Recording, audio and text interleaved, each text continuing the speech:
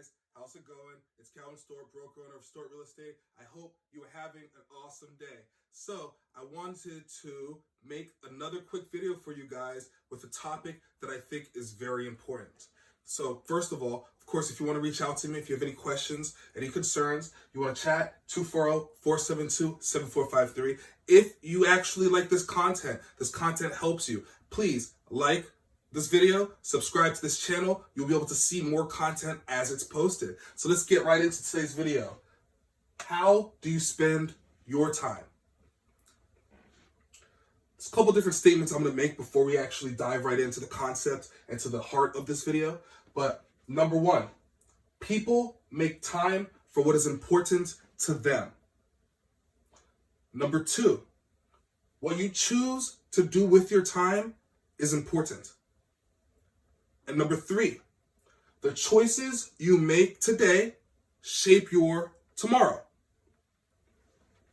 So the question is, what is your time worth? You guys, I'm not sure if you checked out the last video that I posted. I talked about know your worth. If you haven't, go back and check that out. Once you see that video, it's going to give you a little bit more of a reference point onto what you actually want to do with your time. Once you've developed a concept of what your time's actually worth, then that's going to help you understand, is what you're doing right now actually the highest and best use of your time? Time is very valuable. You cannot get that back. It is your most important asset. What you do with it is important. So something that I always try to ask myself, and I suggest that everybody ask themselves, as you're approaching everything in your day-to-day life, will your future self be able to look back and thank your present self for today's activities? I like to personally think in my head, hey, 5 years from now, will that Calvin look back on today's Calvin and say, thank you, past Calvin. I appreciate what you've done, because what you've done has gotten me to where I am today.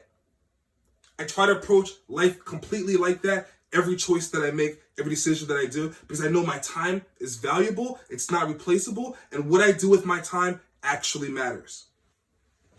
So, how much time do you actually spend on each thing that you do? Every activity that you should be doing when you're coming into and approaching real estate is dollar productive activities. There's a difference between actual dollar productive activities that are making me dollars instantly, and there's a difference between potential dollar productive activities that if I do this, it will make me dollars eventually. So just check this out. How much time do you actually spend making your flyers? How much time do you actually spend door knocking those flyers that you made? Making flyers is a very, very great way to come in contact, meet new people, and sell one of your listings, or just let people know you're there to help them buy something.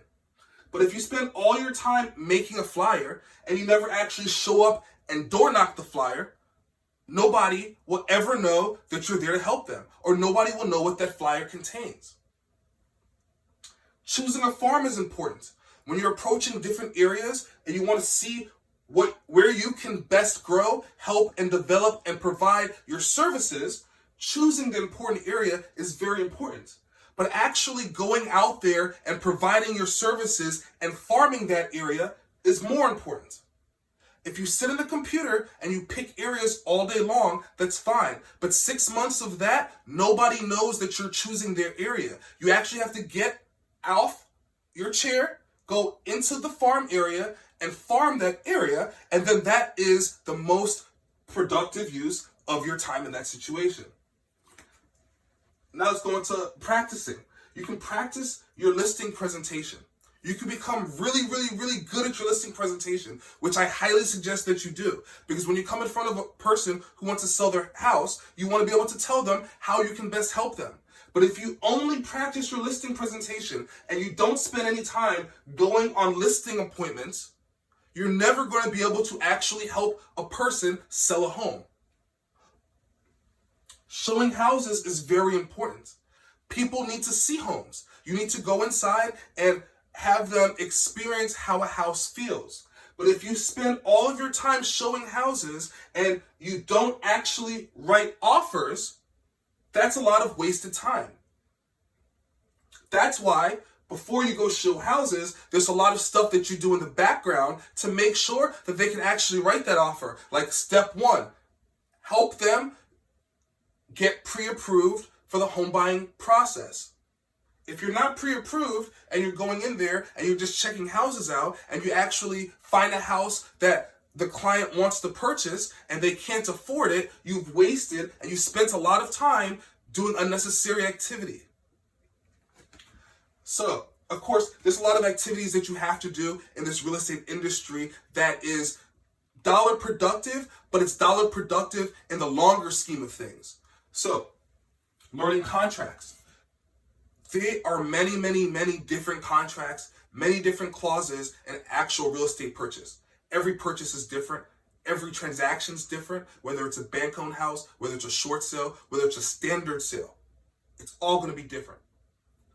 Every jurisdiction is different. Whether you're working in Montgomery County, you're working in Howard County, you're working in Frederick County, it's going to be different. You have to learn the contracts of where you're working. So that takes time.